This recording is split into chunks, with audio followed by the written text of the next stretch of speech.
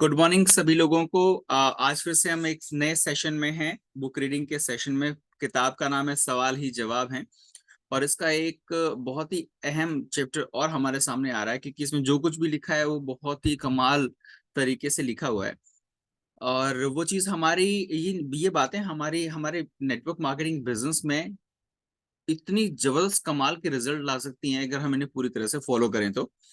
सो हम अपने आप से वचन करेंगे कि हाँ, हम इन्हें फॉलो करेंगे, तब हमारे रिजल्ट बहुत बेहतर आएंगे। और रिजल्ट बेहतर आने के साथ साथ वो रिजल्ट स्थायी होंगे। सबसे महत्वपूर्ण बात तो ये है। सो खंड 3 है सशक्त प्रस्तुति के 6 महत्वपूर्ण उपाय। तो इसको भी इन्होंने एक कार्टून से शुरू किया है। एक व्यक्ति है, वो एक नए एम्प्लॉय से बात कर रहे हैं और वो शायद मैनेजर हैं या जो भी एक उच्च पद पर आसीन है। हेलो, तुम ही हो ना नए लड़के, है ना? लड़का कहता है हाँ। ऑफिस अच्छा लगा? हाँ। लोग भी अच्छे हैं ना? हाँ। मशीनें भी कमाल की हैं? जी हाँ। अच्छा, फिर मिलेंगे। जी जरूर। अब आगे वो दूसरे किसी अपने सहकर्मी से बात कर रहे हैं और कहते हैं अरे, इस नए लड़के के बोलने की अवधि तो निश्चित ही काफी कम है। इस कार्टून को समझने से समझ में आता है कि ये आदमी खुद ही बोलता चला गया, इसने उसको बोलने का मौका ही नहीं दिया, तो उसकी अवधि तो कम होगी ही ना। वो तो नया व्यक्ति आया है। जो नया व्यक्ति आया है वो पुराने व्यक्तियों या उच्च पद आसीन व्यक्तियों के साथ में अधिक कैसे बोल सकता है? तो उसको तो मौका मिला ही नहीं। शायद ये पूरी प्रस्तुति इसी चीज पर निर्भर करती है। हम खुद बोलते रहते हैं और दूसरों की शिकायत कर देते हैं कि वो तो कुछ बोलता ही नहीं, उसको कुछ समझ में आया नहीं है, पता ही नहीं।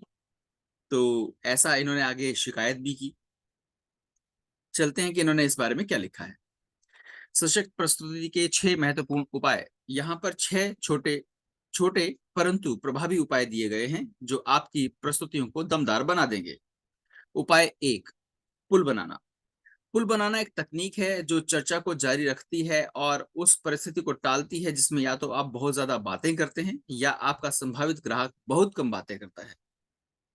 अगर कोई कम बातें कर रहा है, हम उसको अपनी बात सुनाना चाह रहे हैं, तो भी मुश्किल हो जाती है।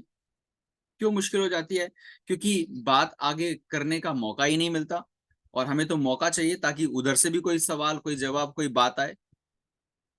अगर आप कोई महत्वपूर्ण सवाल पूछें और जवाब में आपको एक छोटा सा उत्तर मिले तो आपको गुस्सा आएगा, आप कुंठित हो जाएंगे। असली जिंदगी की कहानी। अब इस बात को इन्होंने एक कहानी के रूप में प्रस्तुत किया है। असली जिंदगी की कहानी, किस तरह स्यू ने एक भावहीन व्यक्ति को प्रभावित किया। यहाँ पर स्यू का उदाहरण है, जो एक डिस्ट्रीब्यूटर थी और वह अपने संभावित ग्राहक फ्रेड के साथ तालमेल बनाने का प्रयास कर रही थी। फ्रेड एक कंप्यूटर कंपनी में काम करता था और उसने अपनी लंच की छुट्टी में स्यू को मुलाकात का समय दिया था। फ्रेड शुरुआत में जरा रूखा नजर आया और वह बातूनी स्वभाव का नहीं था, इसीलिए स्यू शुरू में थोड़ी निरुत्साहित हो गई। वार्तालाप कैसे चला? स्यू कहती हैं, आप इस बिजनेस में कैसे आए? फ्रेड, मेरी हमेशा से ही कंप्यूटरों में रुचि थी। इस संबंध में स्यू के पास अधिक जानकारी नहीं थी, इसीलिए उसे बात बढ़ाने के लिए अगला सवाल पूछना पड़ा। स्यू, आपको कंप्यूटर के बिजनेस में सबसे अच्छी बात क्या लगती है? फ्रेड, यह लगातार बदलता है। दोबारा दिए गए इस छोटे जवाब ने स्यू को फिर से मजबूर कर दिया कि वह अगला सवाल पूछे ताकि बातचीत का सिलसिला जारी जारी रह सके। समस्या यह थी कि अगर वह ढेर सारे अच्छे सवाल भी पूछती तो भी कुछ समय बाद बातचीत किसी इंटरव्यू की तरह लगती, जिसमें स्यू की भूमिका पुलिस कमिश्नर जैसी हो जाती। छोटे जवाब देने वाले संभावित ग्राहक को संभालने का श्रेष्ठतम तरीका यह है कि उनसे चर्चा करते समय पुल बनाए जाए। शक्तिशाली पुल हैं, अर्थात यानी उदाहरण के तौर पर फिर, इसीलिए, तब आपने, इसका मतलब है हर पुल के बाद आपको चुप हो जाना चाहिए। सौभाग्य से स्यू ने पुलों का उपयोग करना सीख लिया था और फ्रेड के साथ उसकी चर्चा इस तरह चली। स्यू, आप इस व्यवसाय में कैसे आए फ्रेड? फ्रेड ने कहा, मेरी हमेशा से ही कंप्यूटरों में रुचि थी। स्यू ने कहा, यानी? फिर अगली बात फ्रेड को ही कहनी थी, तो फ्रेड ने कहा, यानी नेटवर्क सिस्टम को बड़े और मध्यम आकार की कंपनियों में लगाना। इसका मतलब है इसका मतलब है कि मैं किसी भी कंपनी की कार्यप्रणाली में सुधार के लिए ऐसा सॉफ्टवेयर तैयार करने में सहायता करता था जिससे जिंदगी आसान हो जाए। सीयू ने फिर कहा, उदाहरण के तौर पर? फ्रेड ने कहा, उदाहरण के तौर पर कल ही की बात लें। कल मैंने एक कंपनी में अपना सिस्टम लगाया। उस कंपनी ने गंभीर उस कंपनी में गंभीर लेखांकन समस्याएं थीं। उन्होंने मुझे बुलाया और डॉट डॉट डॉट इस मामले में सीयू ने न केवल सफलतापूर्वक एक किला जीत लिया था, बल्कि वह इंटरव्यू लेने वाले की तरह भी नहीं लगती थी और उसने ज्यादा शब्दों का प्रयोग भी नहीं किया था। वह फ्रेड के बारे में अधिक से अधिक उपयोगी जानकारी प्राप्त कर रही थी और वह अपने पहले नंबर के विषय पर बात कर रहा था, वह खुद। जब आप पुलों का प्रयोग करें तो यह 3 काम करें। आगे की ओर झुकें, हथेली आगे करें, पुल के आखिरी अक्षर को थोड़ा खींचें, पीछे टिक जाएं और चुप हो जाएं। जैसे यानी ऐसा कह के और फिर पीछे हट गए। हथेली आगे की ओर झुकने से दो हथेली खोलकर आगे की ओर झुकने से 2 संकेत संप्रेषित होते हैं। पहला तो यह कि बिना शब्दों के ही इससे यह पता चल जाता है कि आप खतरनाक नहीं हैं, और दूसरा संकेत यह कि इससे श्रोता को यह पता चल जाता है कि अब बातें करने की उसकी बारी है, क्योंकि आपने नियंत्रण उसके हाथ में सौंप दिया है। पुल के आखिरी अक्षर को खींचने से यह लगभग एक सवाल के रूप में बदल जाता है, जबकि यदि इसे न खींचा जाए तो यह वक्तव्य ही लगेगा। उदाहरण के तौर पर, फ्रेड, ताकि बिजनेस ज्यादा अच्छे ढंग से चल सके। स्यू यानी फ्रेड यानी इससे लोगों की जिंदगी ज्यादा आसान हो जाती है और वे अपने ग्राहकों को बेहतर सेवाएं दे सकते हैं। आप जानती ही होंगी, अधिकतर कंपनियों में कोई अच्छा सिस्टम नहीं होता और इस तरह से करते करते बात आगे बढ़ जाती है। तो हम सब लोग भी जब बात करें अपने लोगों से, या आप किसी को कोई बात बताना या समझाना भी चाह रहे हो, तो छोटे छोटे पॉज बहुत जरूरी होते हैं। थोड़ा रुकें, अपनी बात को उसके दिमाग के अंदर एंटर होने दें और फिर उसके बाद अगली बात कहें। नहीं तो आपकी कही गई किसी भी महत्वपूर्ण बात का कोई अर्थ नहीं रह जाएगा। तो बहुत जरूरी है कि उस अर्थ के लिए आप क्या करें, थोड़ा रुकें, उन्हें समझने तो दें। ऐसा ना करें कि फौजियों के पास जो एक गन होती है, जिसे स्टेन गन कहते हैं, उसमें धड़ाधड़ धड़ाधड़ धड़ाधड़ गोलियां चली जा रही हैं, ये नहीं पता कहाँ लग रही हैं, तो बहुत ही खराब मामला हो जाएगा। हम लोग वैसे नहीं हैं। वहां गोली लगती है, यहाँ हमने बात उनको समझानी है, उन तक पहुंचानी है। तो उसके लिए हमें थोड़ा रुकना पड़ेगा और इन तरीकों का इस्तेमाल हमें करना पड़ेगा।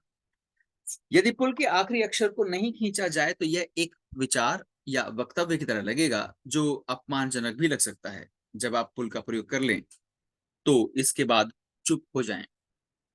अनंत सी प्रतीत होती खामोशी से ना घबराएं और अपने ज्ञान के मोती बिखेरने के लालच से बचें। ज्ञान के मोती बिखेरने के लालच से बचें। पुल के प्रयोग के बाद कुछ देर तक चुप्पी छा सकती है। आपकी खुली हथेली यह बताती है कि अब आपने बोलने की जिम्मेदारी संभावित ग्राहक को दे दी है, इसीलिए अब आप उसे ही बोलने दें। बहुत बड़ी बात है। अगर हम अपना बिजनेस प्लान उनको दिखाते हैं तो उनको मनाने के लिए हम तरह तरह की बहुत सारी बातें करते हैं। कई बार तो हम उनको ह्यूमिलिएट कर देते हैं, उनको झुकाने की पूरी कोशिश करते हैं, और ऐसे में हम उनके बारे में कुछ भी बोलते हैं। अगर ऐसा होगा तो वो व्यक्ति भविष्य में हमारे साथ क्यों जुड़ेगा? उसे तो ऐसा लग रहा है कि हम उसका अपमान कर रहे हैं।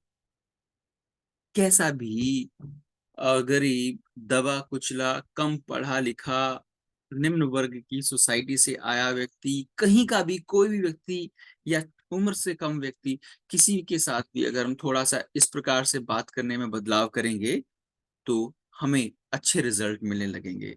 क्षमता सबके पास होती है, उसका दोहन करने की योजना हमें बनानी है और उन उपायों का प्रयोग करना जो यहाँ दिए हैं, तो उस व्यक्ति का तो भला होगा ही होगा और हमारा भी होगा। तो पुल बनाना सीखना है। ये बहुत ही कमाल की ट्रेनिंग है। इस ट्रेनिंग का प्रयोग अपने लिए करना है हम लोगों को, और हम अक्सर इस ट्रेनिंग का प्रयोग करने से चूक जाते हैं। तो आपसे गुजारिश है, इसे फिर से पढ़ें और चैनल पर फिर से सुनें। आपको इससे बहुत ज्यादा सहायता मिलेगी याद रखने में। दूसरी सबसे महत्वपूर्ण बात फिर से अलग ढंग से कही गई वही बात है, सुनने की देह भाषा। किसी व्यक्ति को कैसे लगेगा कि वो आपको सुनेगा या आप उसे सुनेंगे? यहाँ पर एक उदाहरण दिया जा रहा है कि पुल बनाने से किस तरह छुपी हुई प्रेरणाओं को सामने लाया जा सकता है और संभावित ग्राहकों से किस तरह जानकारी प्राप्त की जा सकती है। नियंत्रण दे देने के बाद आप पीछे की ओर टिक जाएं और अपने हाथ को अपनी ठुड्डी पर रख लें। इस तरह मूल्यांकन की स्थिति में आ जाएं। इससे सुनने वाले को तत्काल यह मालूम पड़ जाता है कि उसे बातचीत शुरू करनी है, क्योंकि आप पीछे टिके हुए और आप लगातार उनकी तरफ देखते भी रहें। आपकी आंखें सवाल कर रही होंगी, इस प्रकार का सवाल जिसमें इंतजार छुपा होगा कि वो कुछ बोलें। उदाहरण के लिए, अगर आपके संभावित ग्राहक ने आर्थिक स्वतंत्रता को अपनी पहली प्राथमिकता चुना है, तब कैसे होगा? आप आपकी पहली प्राथमिकता क्या है? संभावित ग्राहक: आर्थिक स्वतंत्रता। आपने इसी को क्यों चुना? संभावित ग्राहक: क्योंकि यह महत्वपूर्ण है, जिंदगी में मैं जो भी करना चाहता हूं उसके लिए मुझे पैसों की जरूरत है। आप आगे झुकते हुए हथेली खुली रखकर, यानी संभावित ग्राहक मेरे पास संभावित ग्राहक कहता है, यानी मेरे पास अपने बच्चों की अच्छी शिक्षा के लिए और आरामदेह जिंदगी के लिए पर्याप्त पैसा होना चाहिए।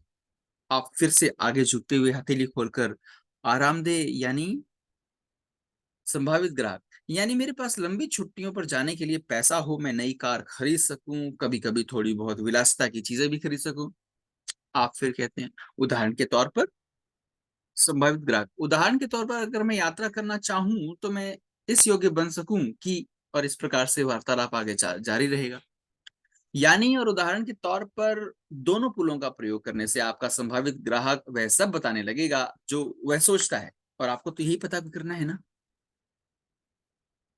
वह अनुभव करता है और विश्वास करता है, और सबसे महत्वपूर्ण बात तो यह है कि आप ज्यादा बातें नहीं कर रहे हैं।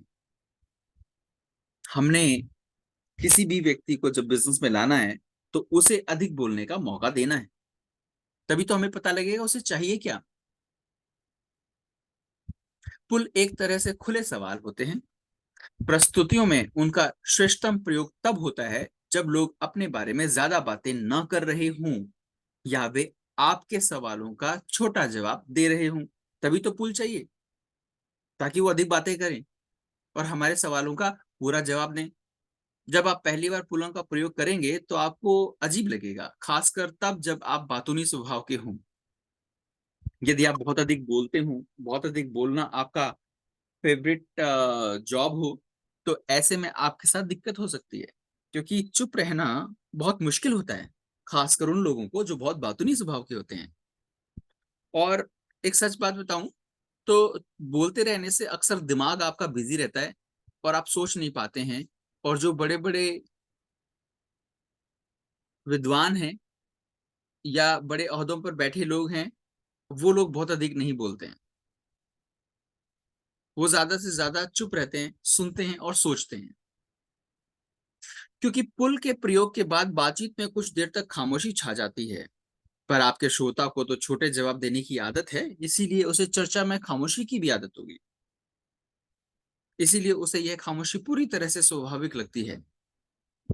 पुलों का प्रयोग मजेदार होता है क्योंकि उनसे प्रस्तुतियां अधिक रोचक बनती हैं और आपको मौन नियंत्रण की शक्ति भी मिलती है।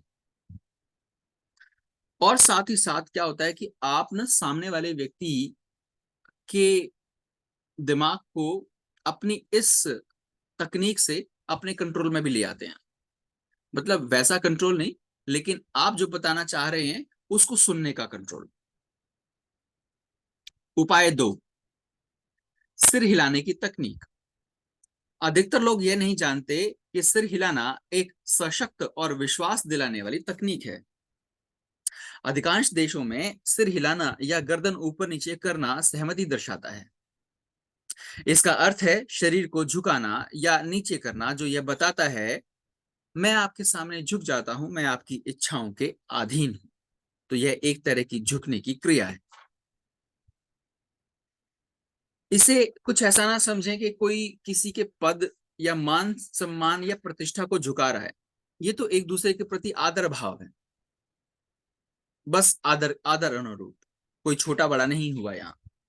सिर झुकाने की तकनीक के दो सशक्त उपयोग हैं। देह भाषा हमारी अंदरूनी भावनाओं की बाहरी अभिव्यक्ति है। बड़े बड़े सेंटेंस लिखे हुए हैं, थोड़ा समझेंगे कि देह भाषा हमारी अंदरूनी भावनाओं की बाहरी अभिव्यक्ति है। जो शरीर है, जो हमारा शरीर बातचीत कर रहा है, जिस प्रकार से हिल डुल रहा है, तो वो हमारे अंदर दिमाग में क्या चल रहा है उसको बाहरी रूप में बताता है। तब जब भी हम हिल डुल रहे होते हैं तो हमारे मन के भीतर क्या चल रहा होता है, जिस प्रकार की हम बातें कर रहे होते हैं, उससे वो चीजें पता लगती हैं। और यदि आप बिना बोले सब कुछ बताना चाहते हैं तो ये सबसे अच्छा तरीका है, शरीर, देह भाषा जिसे कहते हैं। अगर आप सकारात्मक महसूस करते हैं तो बोलते समय आपका सिर अपने आप नीचे की ओर हिलने लगेगा। अगर आप तटस्थ अनुभव करते हो और फिर भी जानबूझकर अपना सिर हिलाने लगें तो आप सकारात्मक भावनाएं अनुभव करने लगेंगे। ये दो सेंटेंस उल्टे पुल्टे हैं। अगर आप सकारात्मक महसूस करते हैं, आपको लगता है कि चीजें सकारात्मक हैं, तो आप ऐसे ऐसे करेंगे, सिर हिलाएंगे। और अगर आप ऐसे ही लोगों के साथ बैठे बैठे सिर हिलाने भी लग गए तो आप सचमुच सकारात्मक भावनाएं अनुभव करने लगेंगे। दूसरे शब्दों में, सकारात्मक भावनाओं से सिर नीचे की ओर हिलने लगता है और इससे उल्टा भी बिल्कुल सही है।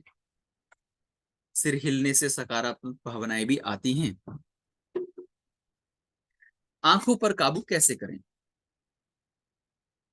मुझे लगता है इस सेशन को नेक्स्ट टाइम लिया जाए, तो आज इसको यहीं रोक दिया जाए। उपाय नंबर 4 जो है, हम अगले सेशन में बात करते हैं इसके बारे में। So thank you so much आपका इसको इतनी पेशेंटली सुनने के लिए।